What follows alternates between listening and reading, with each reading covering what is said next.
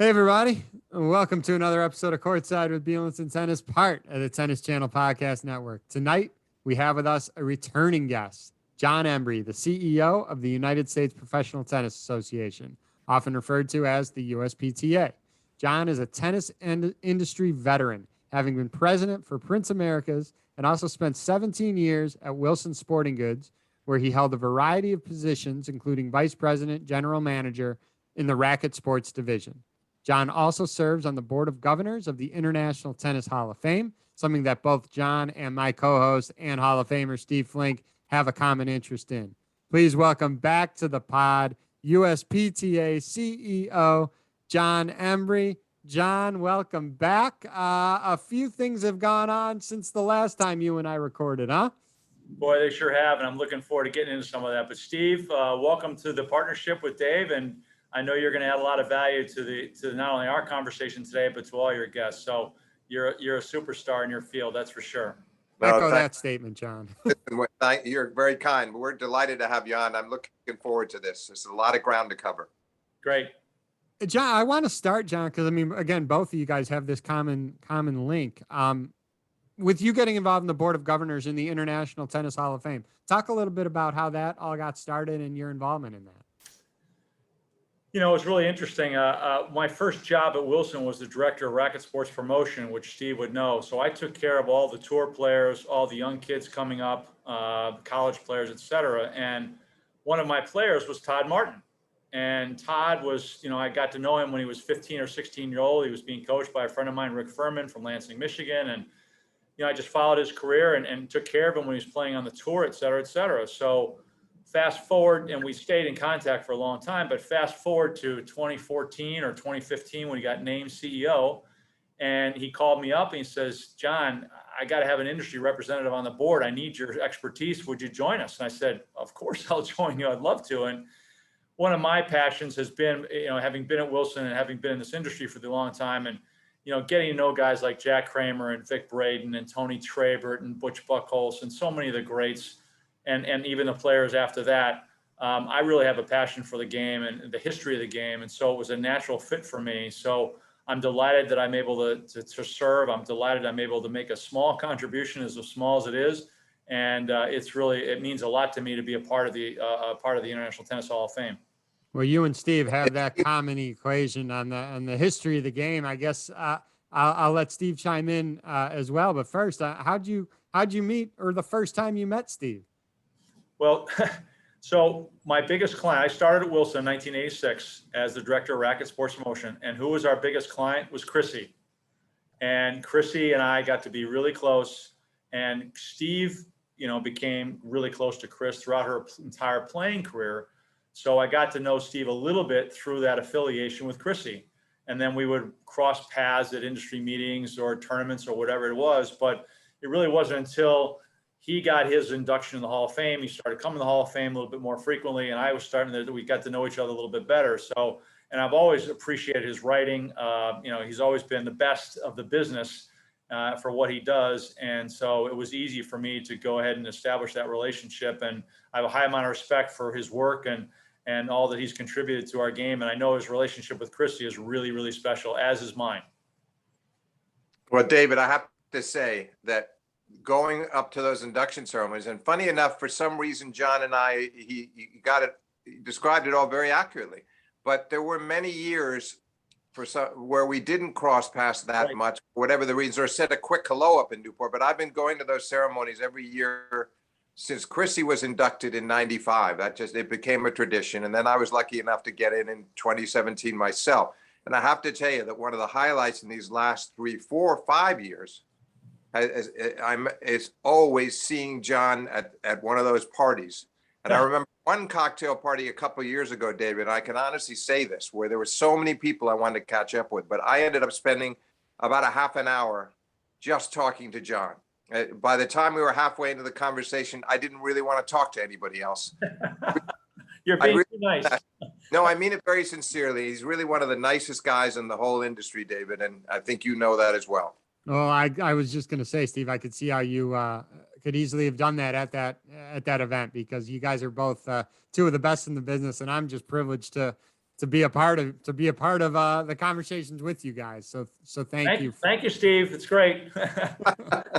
I do want to go back because I mean, I alluded it to the intro, John. I mean, my gosh, what did we do? We recorded this in February of 2020. We first talked about recording in late January of 2020 at the USPTA joint Illinois High School Coaches Conference, where you are from in Illinois. We first talked about it in January. We recorded in February of 2020, still before the pandemic. We then released it in March of 2020, just after the pandemic had started. So this is now the second time you and I have talked and communicated plenty of times since, but this is our second recording. So much has happened since our first recording.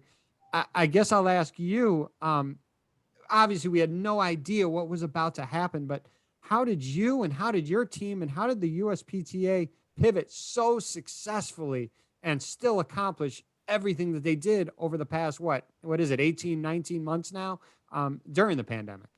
Yeah, it was a real shock for everybody in the industry, and certainly tennis took it in the shorts in so many respects with the players and the tour, et cetera. And our first and foremost obligation was our members. How are we going to go ahead and support our members during this? So when things cratered in March and April and the trough went down and clubs closed, I mean, my gosh, we had 90% of our pros that were out of work and 70% of the clubs closed completely.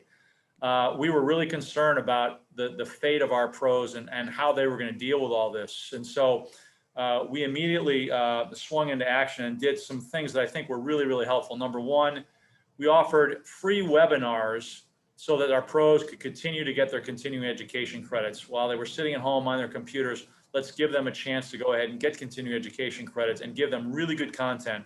And a lot of that content was about how we were going to reopen or what we were going to do to go ahead and keep people safe at their clubs, et cetera. So there was a lot of that content that helped our pros. So that was number one. Number two, we started a Facebook page just on the COVID-19 so that members could go ahead and socialize things that were going on in their world. They could find out what other pros were doing, how they were dealing with it, because across the country, it varied in terms of the requirements that the government was having, et cetera, et cetera. So it was good for them to be able to interact. And we had 1,300 or 1,400 followers on that Facebook page.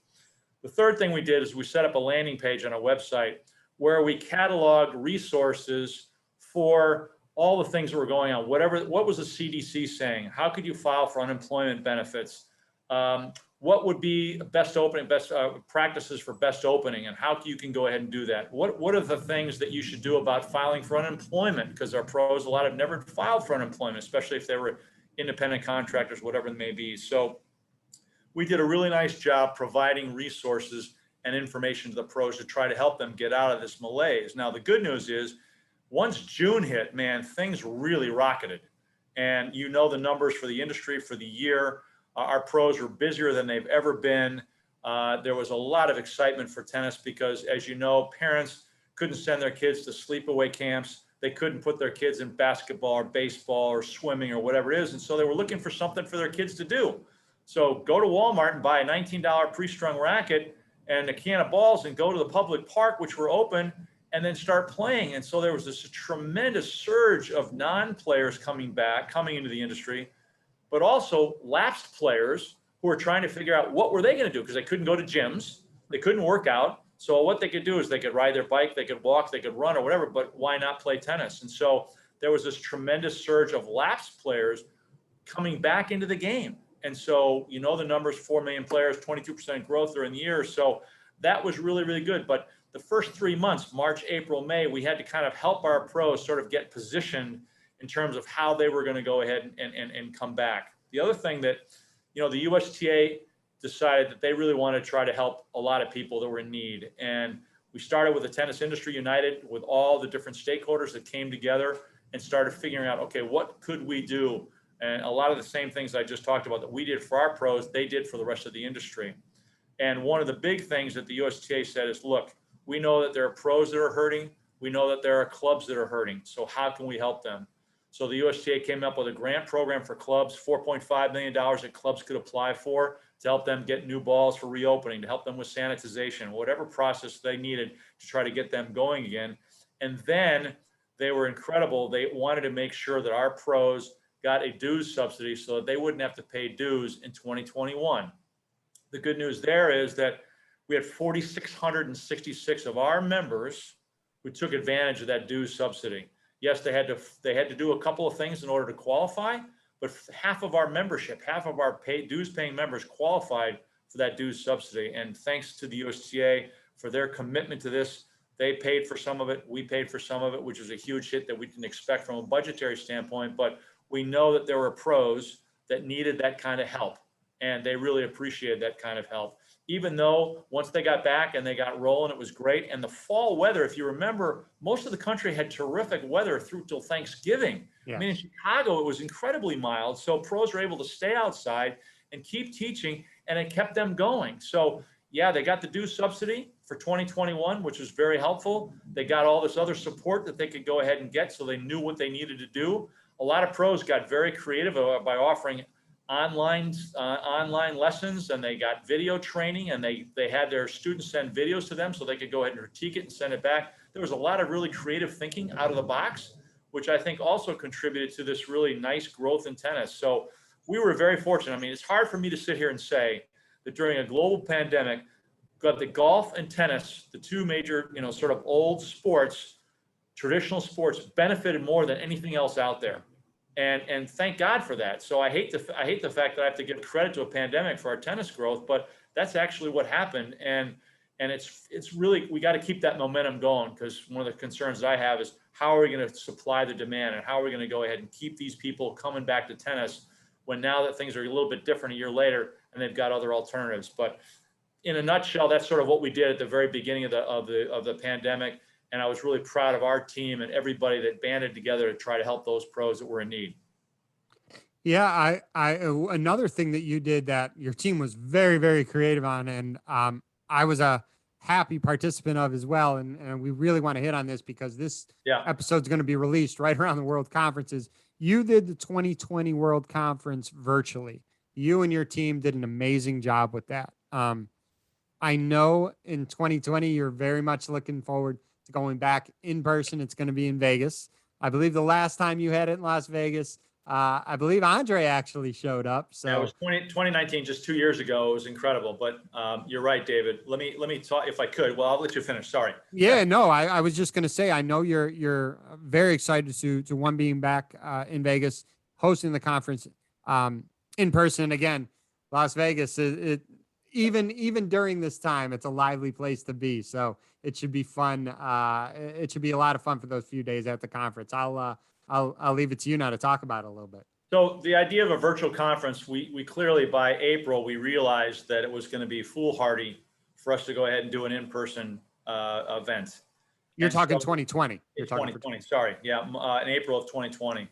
And so we got together with a provider called vFairs, and they actually set up this virtual platform that allowed us to go ahead and create a really cool sort of environment for people. When members like you that would log in, you'd go into a lobby of a hotel and you would be able to see, all right, if I want to go to the trade show where we had vendors there virtually, I could click on here. Or if I want to go to the auditorium where people were speaking, I would click on here. And so we did this work with them. We set this all up. It was not cheap, but we felt it was the right thing to do. And then we said, okay, we're going to offer 15 sessions over 3 days, so 5 hours a day. So it was allowed people a little bit of flexibility, plus the fact that everything was recorded so they could go back and listen to it afterwards. But it turned out to be really, really a terrific event. And we had almost 1,000 people. Actually, we had more than 1,000, David, because we had 1,000 gift boxes that we sent out to all those people that registered with a hat and with a face mask and just all kinds of cool set of strings from Luxon, from Wilson. So we got our endorsees to go ahead and support that effort. You got a box, and it was a thank you for your willingness to go ahead and do this. And so we had more than 1,000 people that were participating in the conference over the course of the 3 days. And we would have 400 or 500 people on a particular session, which was fantastic. That's great. And that just shows you the power of virtual education, the fact that you can get people from all over the country who would normally be able to go to be able to chime in and be able to see all this education. So it was a lesson learned. We loved doing it. It was a different sort of a conference because my gosh, so much of our conferences are built on face-to-face relationships and networking and be able to sit and talk to friends, whether it's at a bar or whether you're at a gambling table or wherever you are, go to a restaurant. It was a departure from that. So we now know what we got to do. We now know what we can do. But when we decided in March or April of this year, as things were starting to really, really wind down and everybody was feeling pretty good about vaccinations and the positivity rates and the COVID cases were coming down, we made the decision to go ahead and go live back to Las Vegas, which we had already booked. And the hotel really wanted us to come. You know, we've got a contract, and so we've got to live up to that contract. And so through June, all of our registrations through June were actually ahead of what those registrations were in 2019. Why? Because people were so excited about the thought of getting out, going to a conference, seeing friends, getting away from their clubs, really doing something special. So we felt like, oh my gosh, we're going to kick it out of the ballpark.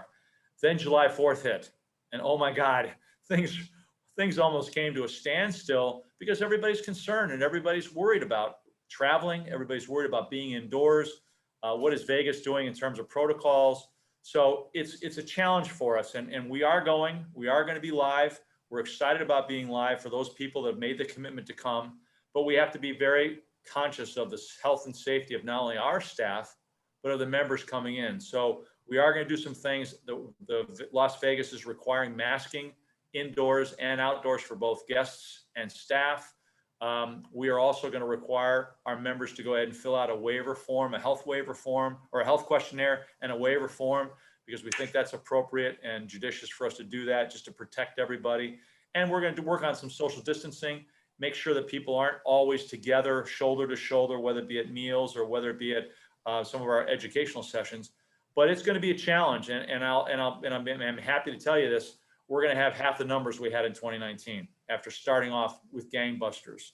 So, but we really feel like we're going to put on a terrific event. That's what we can control. What we can control is what we produce and how we're going to go ahead and deliver this product. What we can't control is the pandemic and how people are reacting to the pandemic and whether they're going to travel or not. So that's something that I can't worry about right now. We're going to go forward and do it on a face-to-face basis. But what I will tell you and what we announced today, just received the email. I know where you're going. Exactly right. So we said, look, we're going to offer live streaming sessions for 6 of our big headliners, so that if you can't make it to Las Vegas, and we certainly want to encourage people to come, but if you can't make it to Las Vegas, you are going to be able to access to the education. And the headliners are pretty terrific, and I know that Steve will appreciate this. We're going to have Katrina Adams on Monday. We're going to have Jim Lair on Monday as well. Craig O'Shaughnessy on Tuesday.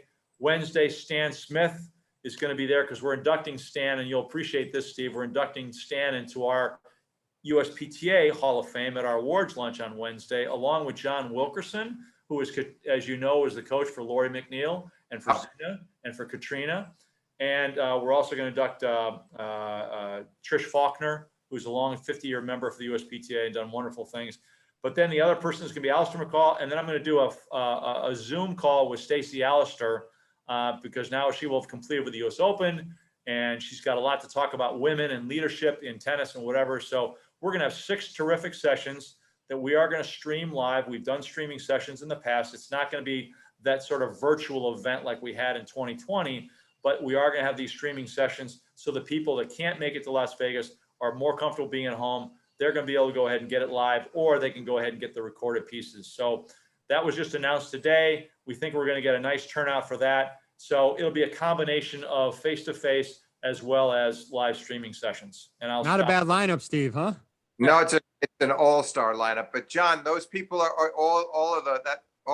they will all be there live, right? Except for Stacy, because of the Laver Cup in Boston the next day. Yeah. She couldn't make it. So she said, John, I'm going to do a Q&A with her, which I'm really going to be excited about doing. So I'll do a Q&A. So she's the only one that will be remote, but everybody else is going to be there.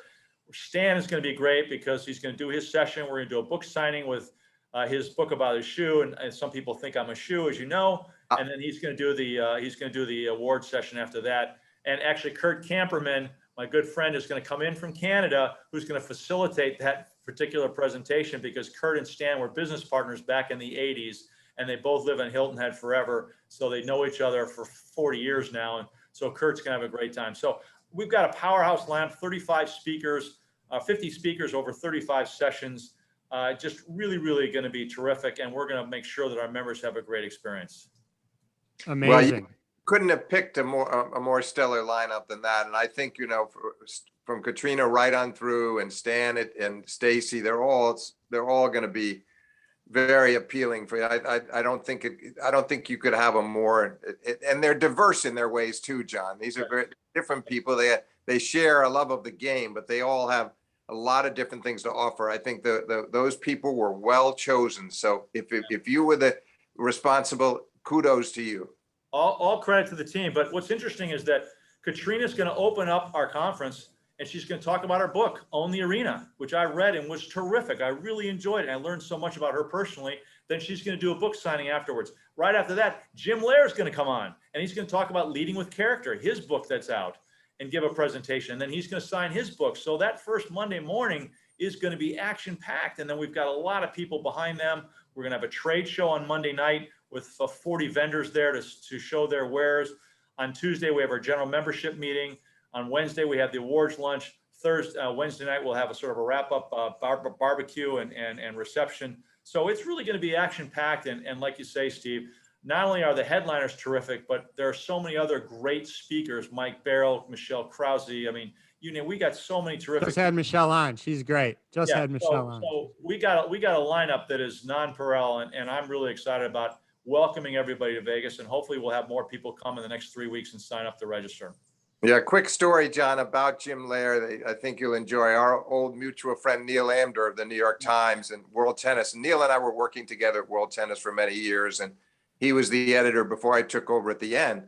And Neil was, without a doubt, the biggest supporter Jim Lair has ever had. And Jim has many in his corner. And Neil would wrap up almost every speech he'd give at a trade convention, a trade show, wherever it might be, and say, let me tell you, this is from Jim Lair. And it would be something that Lair had just told him, some tip.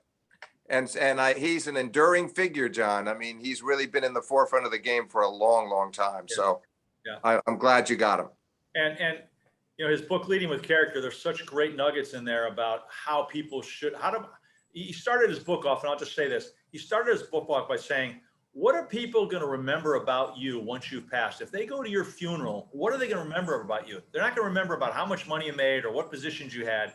They're going to remember about how you treated them and how you dealt with the rest of the community. And that was just such a powerful message. How do you treat people is all about that Jim book and Jim's book. And I couldn't ask for anything better. So he'll give a great presentation, as he always does. Well, you know what, John, in that vein, I don't think Stan Smith has much to worry about. That's right. That's right. He was always treated people exceedingly well. And I think it's one of the secrets to his success is that even disposition and the decency and the fact that he doesn't look at it as a star system. Stan looks down on nobody. Especially with the media and how he treated the media during his whole entire career. And Chrissy was the same way. I mean, both of them were just superstars in terms of their treatment of others. And you give credit to their parents, Jimmy and Colette and Stan's parents. I mean, they raised them so well because they knew exactly how to go ahead and comport themselves, not only on court, but off court. And it made it a lot easier for you as a media person to go ahead and have access to them during your career. Yeah, there's a lot of similarities between Stan and Chrissy in terms of the dignity they had in the public arena, the sportsmanship, the sense of self, the quiet aura that each of them exhibited throughout their careers. And I think they both admire each other a lot as well. No question.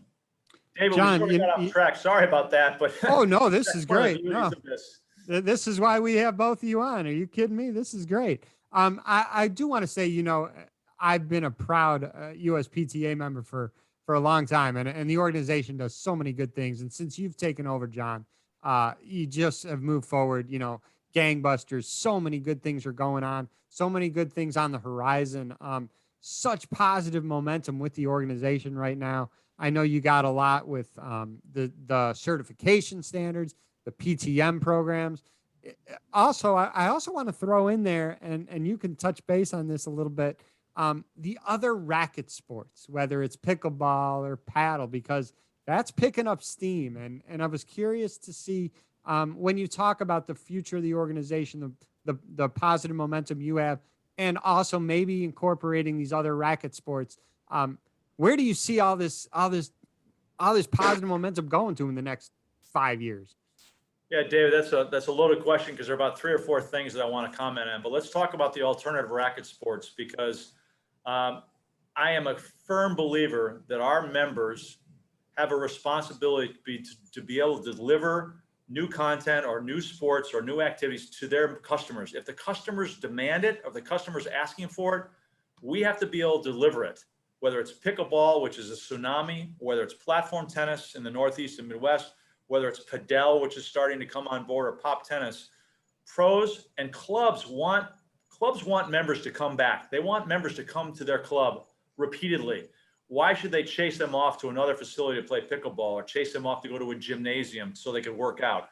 Clubs are building spas, they're building fitness centers, they're building pickleball courts standalone because they want their members to come back to the club. It's all about retention. It's all about activity at their clubs. And so our responsibility as a nonprofit trade association is to make sure that we give our pros the wherewithal and the knowledge to go ahead and deliver pickleball, platform, pop, or padel. And that's what we're doing. And we feel really positive about that because members are asking for it and we've got to be able to deliver it. So we have a third-party provider that's doing pickleball certification, third-party provider that's doing our padel certification. We're doing platform tennis certification ourselves. And pop really doesn't need a certification because there's nothing really to certify. It's tennis on a smaller court with an underhanded serve, scored the same, et cetera, et cetera. So there's not that much that needs to be done for pop tennis. So I am bullish on these other sports. Clubs are looking at how they're going to go ahead and find the space that they can go ahead and build these new facilities, because if they're landlocked and they don't have space, they're trying to figure out how they can adapt and how they can be flexible. But the other alternative racket sports is something that's coming, and we've got to be able to deliver it.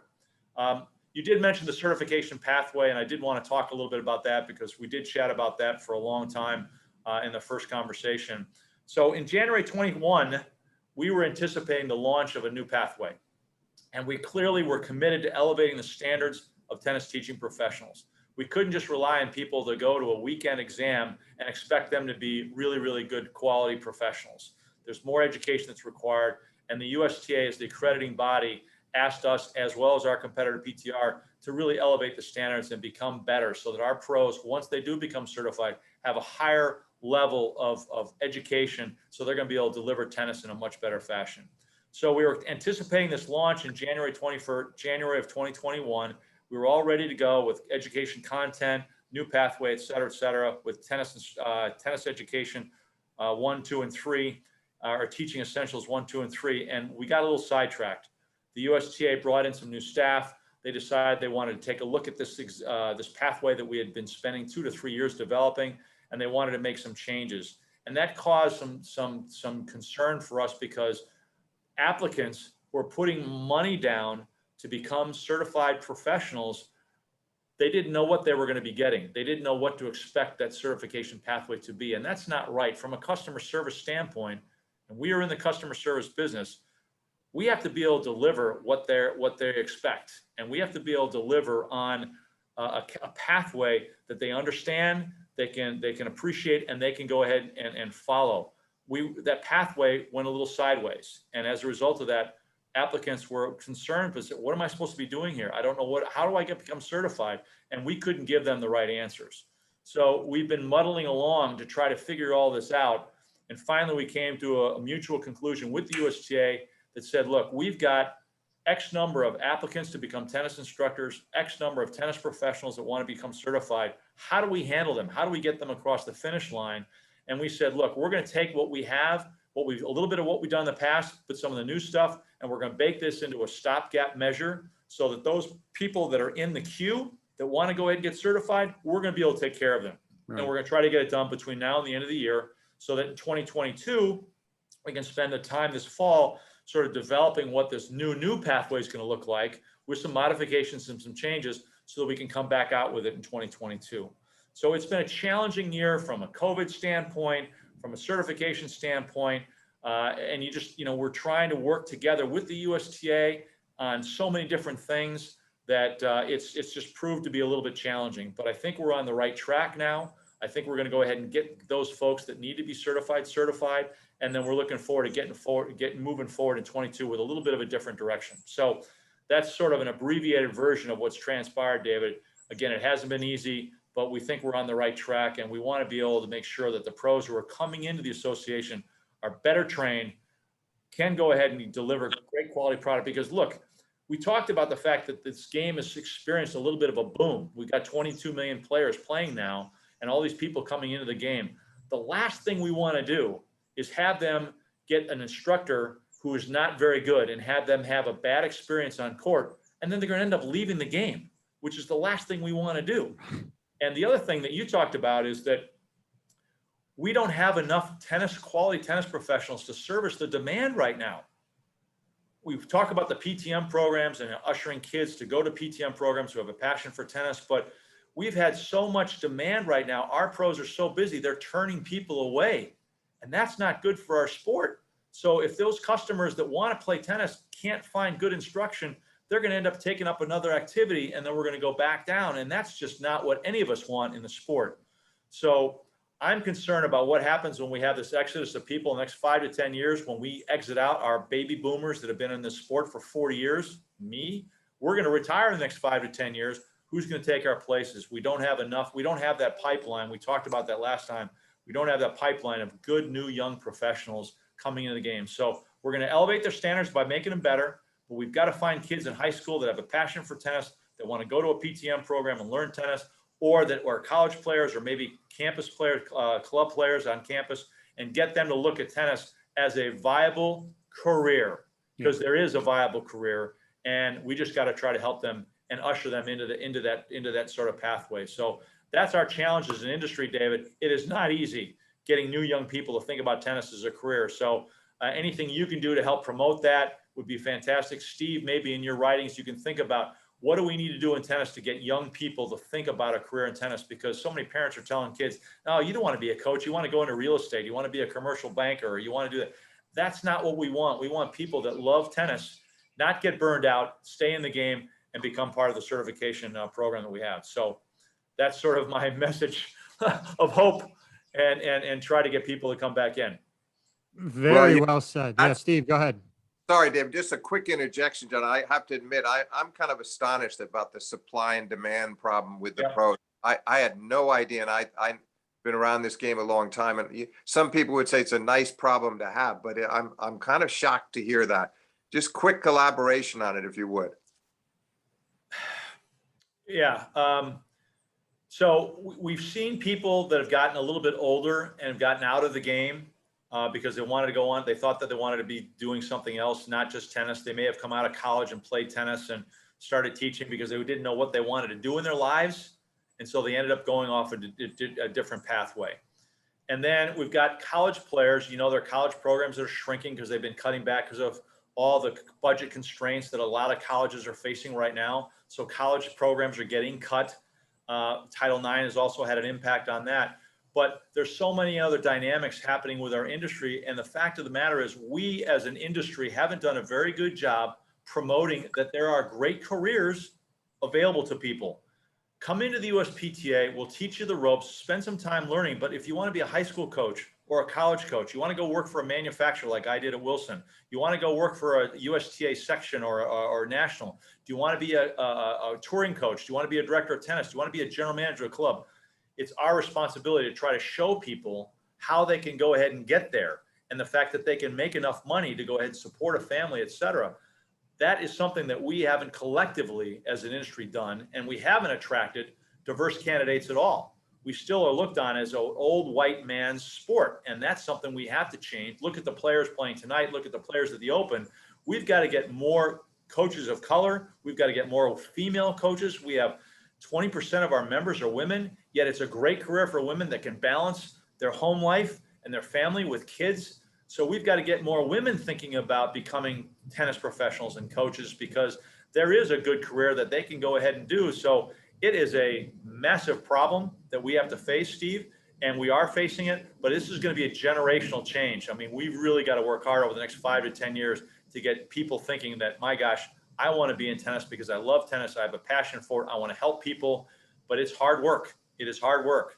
And Standing since you've outside taken 40 over hours as in and Cal- since you've taken over as CEO, John, I mean, I've heard you speak how many times now, right? I mean, you have pushed this message every single time. So I mean, you know the issue at hand, but you are also doing a great job, stating the issue, saying, hey, we need to get younger people into this profession, and it is a great profession. So No, thanks, David. You're right. I do stand up on my soapbox a lot. This is really important for me because I'm really worried about what this means 5 to 10 years from now, long after I'm gone. That's for sure. yeah. Well, you know what? Look, I mean, the three of us could talk for hours about everything that's going on in the tennis world and in the USPTA. All I could say is, John, you being the CEO, I mean, it's been the best thing that's happened to this organization. You've done an incredible job. I know, Steve, you have to go back to covering the U.S. Open. John, you and I are going to watch the U.S. Open, and you got to work on the World Conference, which is right around the corner. You're going to knock it out of the park down there in Las Vegas. So happy that the three of us have connected, and keep doing what you're doing, John, because you're doing an amazing job at the USPTA. I'm going to hire you to be my PR man. That's for sure. Sign me up. I'm in. And You listen, know what I believe, and I say the same thing to Steve. You know, I believe in surrounding myself with really good people, and I'm surrounded on this conversation with two of the best, and you guys really do an unbelievable job promoting the sport of tennis, and it's just an honor for me to kind of moderate the discussion. It really is. Well, thank you for the opportunity, Steve. Great to see you as always. I'm sorry I'm going to miss the Legends Ball, but you'll have a great time. And I know we're going to connect soon again, but all the best to you guys. Enjoy the U.S. Open. We're going to have a great show. John, it was a treat for both of us. I really enjoyed it. Great, Steve. All the best, okay? Take care of yourself. Best to your wife, by the way. Best to your wife. Yours as well. Thank you. Thanks, guys. Hey, David. Bye-bye.